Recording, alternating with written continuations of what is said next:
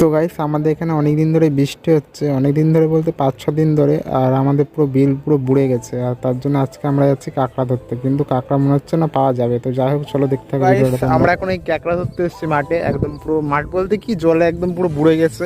এই দেখো চারিদিকে তো সাদা, আর এই দেখো একটা ডিম, মানে কাঁকড়া ধরতে এসে একটা কিছু ডিম।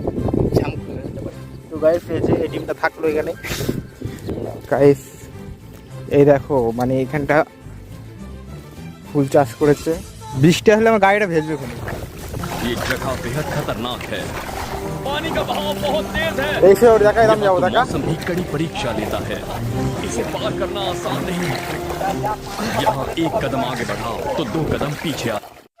তো গাইস অনেকক্ষণ ঘোরার পরে একটাও পেলাম না। তো যাই হোক, এখান থেকে বাড়ি যাচ্ছিলাম। তো গাইস তারপর দেখে এখানে একটা বাবুই পাখির বাসা রয়েছে, আর বাসার ভেতরে একটাও বাচ্চা নেই। বাচ্চা থাকলে নিয়ে যেতাম পোষার জন্য। তো গাইস আজকের ভিডিওটা এটুকু। ভিডিওটা ভালো লাগলে